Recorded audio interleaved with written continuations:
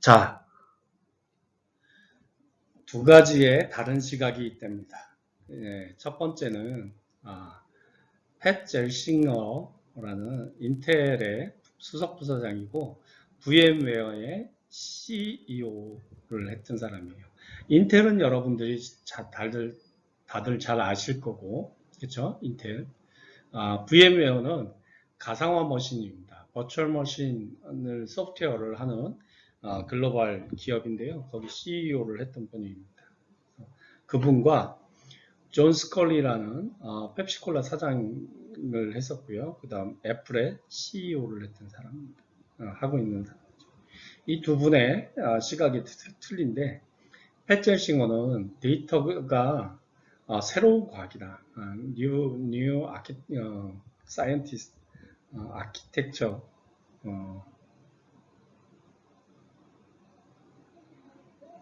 새로운 과학이다라고 했죠. 빅데이터는 모든 해답을 가지고 있다. 모든 해답. 사실 모든 해답을 가지고 있는지도 잘 모르겠어요. 교수님은 지금도 찾아가고 있는 중이기 때문에 교수님도 이쪽 그 IT 업계에서 한 27, 8년 거의 30년 가까이 이쪽 데이터와 데이터 웨어러스 지금 빅데이터라는 말은 사실 이제 그 후에 나온 거지만 이 데이터 쪽에만 거의 지금 한 25년 이상을 근무를 하고 있는데 늘 끝에 왔다라고 얘기할 수는 없어요. 늘 지금도 공부하고 있는 중이고 지금 새로운 어떤 트렌드나 이런 것들에 대해서 늘 어떤 트렌드가 또 나오고 있는지 아니면 우리가 지금 하고 있는 분야에서도 새로운 아이디어를 계속 내야 되는 그런 분야이기 때문에 계속 공부를 하고 있죠. 모든 해답을 갖고 있는지는 잘 모르겠습니다. 답을 찾아가고 있는 거죠. 아니면 짧게는 작은 것부터 이렇게 계속 찾아가고 있는 건데 이분은 그렇게 봤던 거예요. 세상의 모든 어떤 그 결과물을 빅데이터를 통해서 얻을 수 있지 않냐라고 바라본 거고요. 존 스컬리는 정량적 데이터만으로는 위대한 마케팅을 위대한 마케팅 의사결정이 내려진 경우는 단 한 건도 없다. 이건 뭔 말이냐면 과거에는 우리가 어떤 의사결정을 내리거나 어떤 결과를 도출하기 때는 늘 가지고 있는 데이터가 제한적이었어요. 그래서 우리가 얘기하는 기간 업무라고 하는 그 여러분들도 학부 때 그런 걸 배웠죠. 뭐 비주얼 베이직이라든가 아니면 자바 스크립트 랭귀지라든가 여러 가지 프로그래밍 언어를 배웠어요. 근데 그런 프로그래밍 언어를 대부분 어떤 용도로 쓰나요? 그게 이제 기간 업무라는 그러니까 뭐냐면 회사나 아니면 우리 학교로 따지면 성적 처리라든가 아니면 학교의 인사 이런 것들을 처리하기 위한 프로그램을 짜고 그 프로그램을 짜는 이유는 뭐죠? 거기에다가 어떤 데이터들을 넣어놓고 관리하기 위한 거죠. 그 데이터들을 그걸 정량적 데이터라고 대부분 표현을 합니다. 데이터베이스 안에 있는 걸 뭐 굳이 그렇게만 얘기하지는 않지만 그러니까 우리가 의미상으로 표현할 때 그렇게 합니다. 그래서 정량적 데이터만으로는 의사결정을 내리는 경우에는 단 한 건도 없었다. 이 말은 빅데이터가 나오면서부터 빅데이터라는 것들은 어떤 거죠?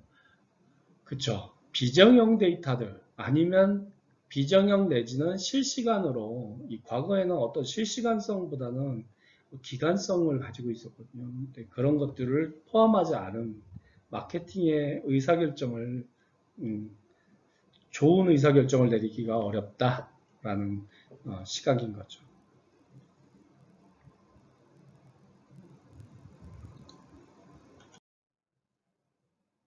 자, 그러면 데이터 사이언스란 뭐냐? 예, 데이터 사이언스란 우리가 빅데이터라는 용어도 많이 들었지만 데이터 사이언스라는 말도 많이 들어봤을 겁니다. 자, 하나씩 보죠. 예. 자, 뭐라고 돼 있어요? 데이터로부터 문제를 해결하기 위한 방법을 알아내는 걸. 문제를 해결하기 위한 방법을 알아내는 것. 예. 그게 데이터 사이언스래요. 예. 또 한 가지를 볼까요? 지금까지의 과학적 탐구는 원인에 치중돼 있대요. 원인에 치중돼 있는데 데이터 사이언스의 특징은 미래를 예측하는 겁니다. 그러니까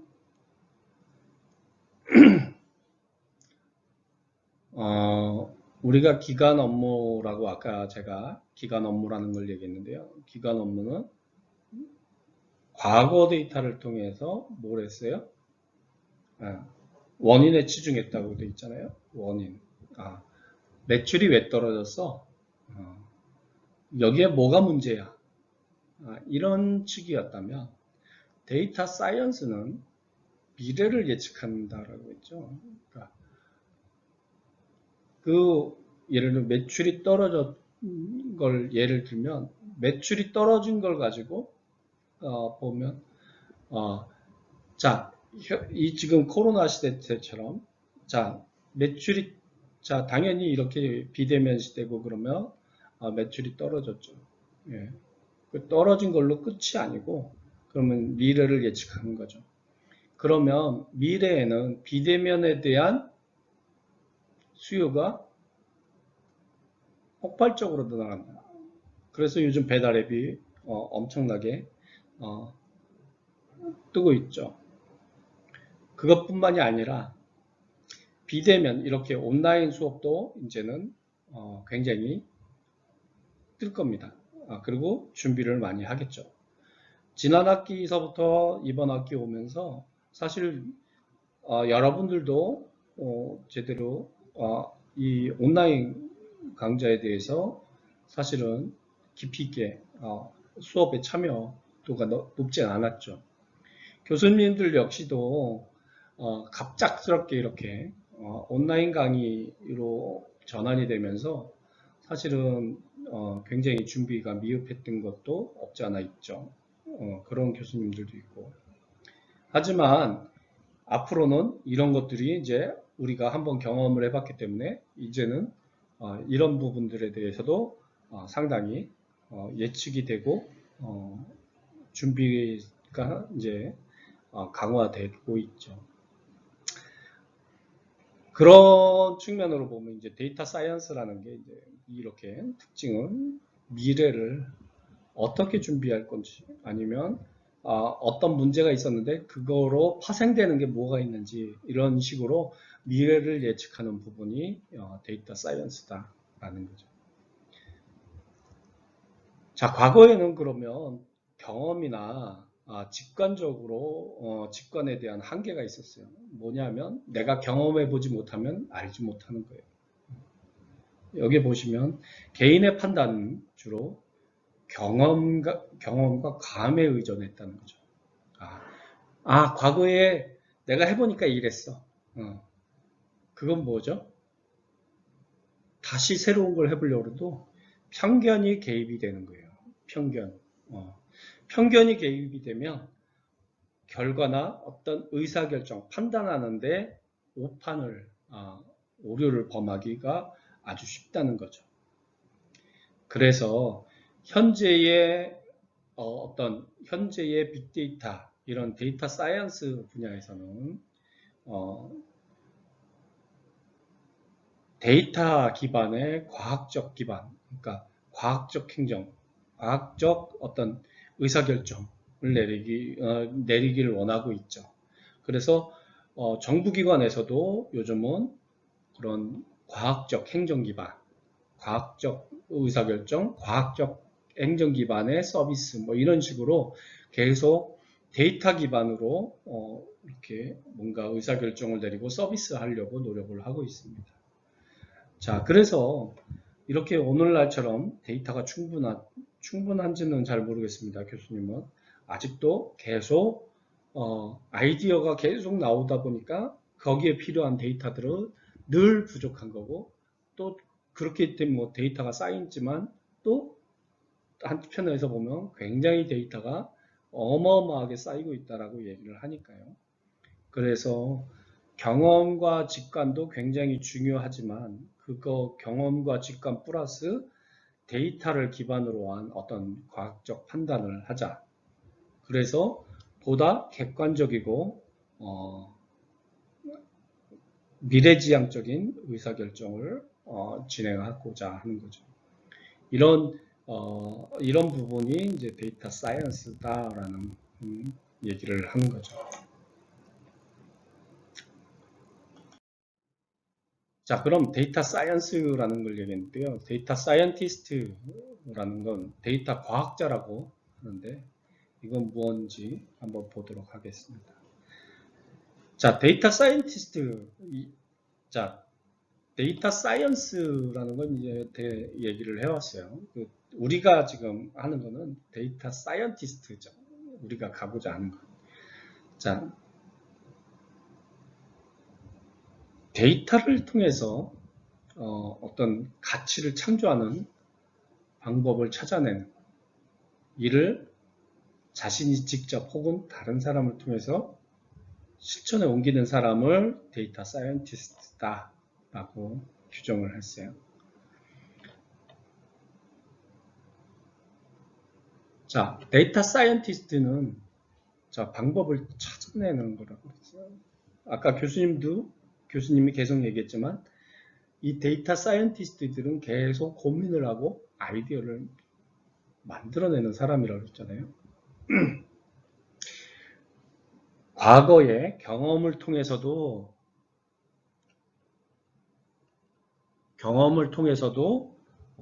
할 수도 있지만 경험 플러스 응용을 통해서도 새로운 아이디어를 창출하는 거죠.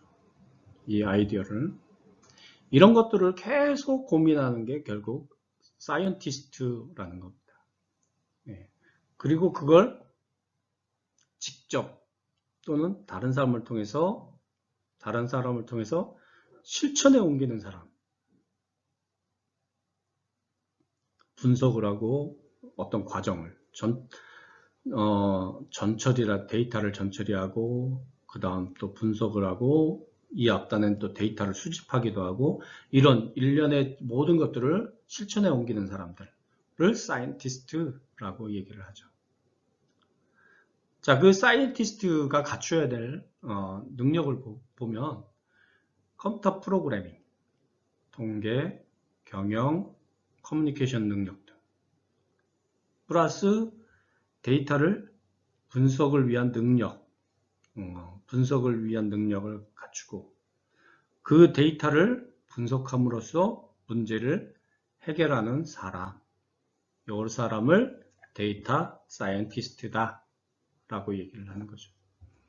자, 여기서 보면 컴퓨터 프로그래밍, 통계, 경영, 커뮤니케이션 등 엄청난 능력을 가지고 있어야 되는 거죠. 예, 그쵸. 데이터 사이언티스트는 단순히 프로그램만 잘 짜서 데이터 사이언티스트가 되지는 않아요. 교수님이 이제 늘 이제 얘기를 여러분들 수업하기 전에 과거에 이제 우리 학교에 다른 수업을 하면서도 늘 얘기했던 거지만 본인이 짜고도 본인이 그 결과물에 대해서 해석을 할 수 없는 그러면 데이터 사이언티스트라고 할 수 있나요? 예, 할 수 없죠. 프로그래머죠. 그건. 예. 그래서 여기서 보면 프로그램 능력도 있어야 되고요. 기초 통계지만 통계. 왜? 본인이 나온 결과물에 대해서 해석을 할 수 있어야 되는 거죠. 그리고 그걸 어떤 경영이라든가 어떤 의사결정을 내리는 데에 적용을 하려면 일부 또 경영적인 내용이나 경영 마인드가 필요하고요. 그리고 그거를 문제를 해결하기 위해서는 또 여러 사람들과 소통을 해야 되기 때문에 커뮤니케이션도 능력도 굉장히 중요한 부분입니다. 그 프로그램만 하면 되나요? 예, 아니죠. 이 분석을 위한 능력을 갖추고 있어야 되는 거죠. 그래서 교수님이 여기 얘기한 것처럼 경험과 응용, 이 새로운 아이디어를 계속 만들어내고 그걸 맞는지 틀린지를 또 검증을 해야 되기 때문에 이렇게 분석을 하고 그 분석한 결과를 또한 해결하는 그런 능력들을 가지고 있어야 된다라는 게 이 데이터 사이언티스트의 능력인 거죠. 그래서 여러분들도 이거를 물론 이번 한 학기 했다고 해서 데이터 사이언티스트가 될 수는 없어요. 하지만 이 데이터 사이언티스트가 되기 위해서 계속 노력하고 끊임없이 공부하고 또한 아이디어를 내고 우리 분야뿐만이 아니라 지금 여기에 나온 통계, 경영, 커뮤니케이션, 어널라이징 하는 이런 부분들까지도 분석하는 영역 이런 것들을 지속적으로 공부를 하면 여러분들도 뛰어난 사이언티스트로 될 수 있습니다. 여기 보면 데이터 사이언티스트의 가치라는 게 있어요. 예, 가치는 다음 장에서 다음 페이지에서 한번 보도록 하겠습니다. 여기 보시면 모던 데이터 사이언티스트라고 해서 데이터 사이언티스트가 갖춰야 될 것들 여기 있죠. 수학과 통계, 그 다음 여기 잘 보실지 모르겠는데 프로그래밍 앤 데이터베이스, 그래서 프로그래밍과 데이터 쪽, 도메인 날리지 앤 소프트 스킬이라고 해서 그쪽 해당 업무 지식, 예, 경영 쪽이죠. 경영이든 해당 업무 지식에 대한 부분들을 가지고 있어야 되고, 커뮤니케이션 앤 비주얼라이제이션이라고 해서 소통과 그 표현 능력 이런 것들을 가지고 있어야 된다라는 게 이제 데이터 사이언티스트가 갖춰야 될 기본적인 능력이고 소양이라고 그렇게 표현이 되어 있습니다. 자, 이 페이지 여기에는 이 홈페이지에는 2019년 미국에서 인기 있는 직업에 대한 베스트 20입니다. 20까지. 근데 여기 보시면 특이한 게 데이터 사이언티스트가 2016년부터 2019년까지 4년 동안 1위였어요. 예. 지금 올해 2020년이잖아요. 예, 그 페이지는 다음 페이지에 교수님이 추가로 또 만들어 놨습니다. 근데 이렇게 데이터 사이언티스트가 굉장히 인기 종목입니다. 인기 직업입니다. 인기 직업이고 각광받는 직업군이죠. 그래서 여러분들도 이런 부분들을 계속 공부하고 학습하고 준비하다 보면 데이터 사이언티스트가 될 수 있는 거죠. 사실 교수님도 이 데이터 사이언티스트를 처음부터 하진 않았죠. 여기 파리에 보면 데이터 엔지니어가 있는데요. 이런 데이터 엔지니어를 계속 해왔었죠. 예, DW라든가 데이터 분석. 예, 데이터 분석 쪽으로 계속 이렇게 해왔었죠. 그래서 여기 보시면 다른 것들에 비해서 이렇게 데이터 관련된 영역들이 굉장히 많아요. 그 다음 프로그램도 마찬가지고요. 예. 근데 2019년까지, 작년까지는 그랬어요. 근데 올해 딱 넘어와서 보니까요. 데이터 사이언티스트가 3위로 내려갔어요. 예, 1위였던 게. 근데 2위였던, 여기 보시면 2위였던 간호사 직군이, 그러니까, 너싱 매니저는, 수간호사든 이렇게 간호직이죠. 간호직이 2위였는데 11위로 내려앉았고요. 그 다음에 인사관리하는 인사총무조에 9위였는데 12위로 이렇게 떨어졌어요. 데이터 사이언티스트는 3위로 떨어졌지만 사실은 이게 떨어진 원인을 보면 자, 1위가 뭐였냐면 프론트엔드 엔지니어고요. 두 번째가 자바 디벨로퍼, 자바 개발자입니다. 이 이유가 옆에다가 교수님이 써놨어요. Azure와 AWS. Azure라는 건 뭐냐면 마이크로소프트사에서 제공하는 클라우드 서비스 이름입니다. 그러면 이 옆에 AWS는요. AWS는 여러분들도 들어보신 분도 있을 겁니다. 여기에 있는 AWS가 아마존 웹 서비스입니다. 아마존에서 아마존 웹 서비스 이름이 AWS예요. 아마존에 들어가 보면 IT 서비스뿐만이 아니라 엄청난 서비스를 하고 있죠. 이게 뭐냐면 웹 서비스, 그러니까 클라우드 시스템이 각광을 받으면서 이쪽으로 이제 그 클라우드 시스템에 따르는 프론트엔드 엔지니어들이 각광을 받는 거죠. 그러면 이쪽 데이터 사이언티스트는 그러면 직업군이 떨어지는 아니죠. 같은 맥락이에요. 뭐냐면 국내에서도 지금 국내도 그렇습니다. 과거에는 대형 큰 시스템을 만들어 놓고 엄청난 데이터 분석한다 그러면 엄청난 시스템을 구축해 놓고 했는데요. 요즘은 다 슬림화로 바뀌고 있죠. 어떻게 해요? 클라우드 시스템으로 전환을 하죠. 빅데이터 영역도 마찬가지입니다. 정부기관에서도 빅데이터 부분을 전부 다 민간 클라우드라든가 클라우드 시장으로 공공 클라우드나 이런 식으로 전환을 하면서 발전을 시켜나가고 있죠.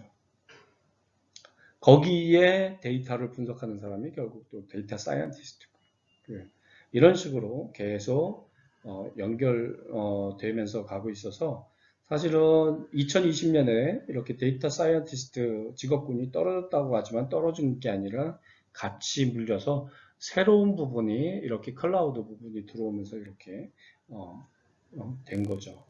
그래서 데이터 사이언티스트 영역이 지속적으로 각광을 받을 겁니다.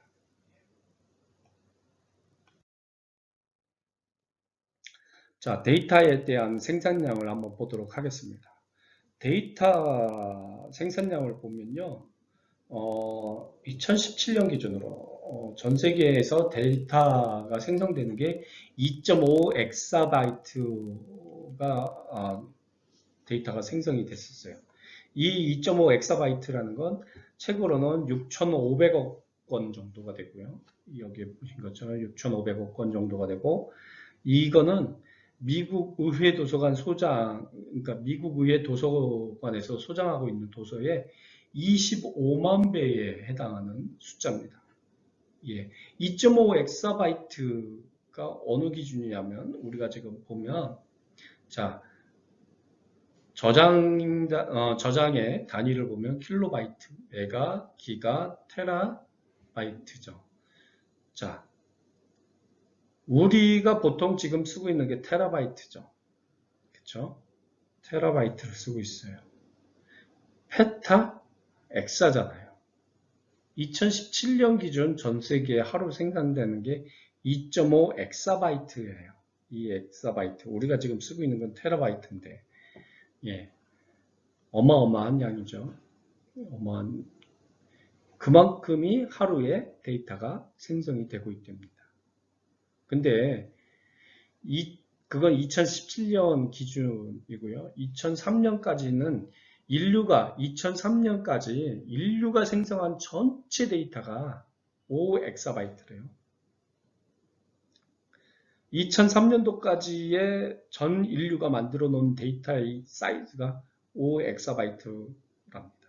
근데 2017년 기준으로 하루에 생성되는 게 2003년까지 만들었던 데이터 양의, 전 인류가 만들었던 데이터 양의 반을 매일매일 만들고 있다는 거죠. 그 얘기는 뭐죠? 2003년, 자, 14년 지낸 사이에 그만큼 데이터를 만들어내는 속도가 어때요? 어마어마하게 빨라진 거죠. 예, 어마어마하게 빨라진 거죠. 자, 그 원인은 여기 보시면 현재 우리나라뿐만 아니라 전 세계가 그렇죠. 스마트 보급기가 최근 10년 사이에 보급이 활성화되면서 거의 디지털 홍수 시대로 가고 있는 중이죠. 지금. 여러분들 이 순간에도 핸드폰을 보고 계신 분도 있을 거고요. 핸드폰을 만지고 있죠. 식당에 가보면 주문하고 나면 전부 다 대화, 과거에는 서로 얼굴 보면서 농담도 하고 뭐 어떻게 지냈냐, 뭐 했냐 대화를 했지만 요즘 어때요? 예, 물론 얘기하는 친구도 있죠. 하지만 다 고개를 떨구고 있죠. 어딜 봐요? 핸드폰을 보고 있죠. 지금 그만큼 이렇게 디지털 홍수 시대로 가고 있는 건 사실인 것 같습니다. 자, 1엑사바이트는 미국 의회 도서관이 소정한 책이 1억 5천만 종이라고 할 때 그 10만 배의 크기예요. 그러면 5엑사바이트면 이거 뭐 어마어마한 건데 그것도 우리는 현재는 2017년 기준이니까 지금 2020년이잖아요. 2020년 기준으로 보면 하루에 생성되는 데이터 양은 2.5 엑사바이트가 아니라 그거보다 훨씬 더 클 겁니다. 예. 그런 우리는 디지털 홍수 시대에 살고 있습니다. 그렇게 많은 데이터들 중에서 우리는 다이아몬드를 골라내야 되는 거죠. 예. 광물을 캐내서 가공하고 전처리를 통해서 데이터를 분석할 수 있는 단계로 만들고 그 분석을 통해서 우리는 다이아몬드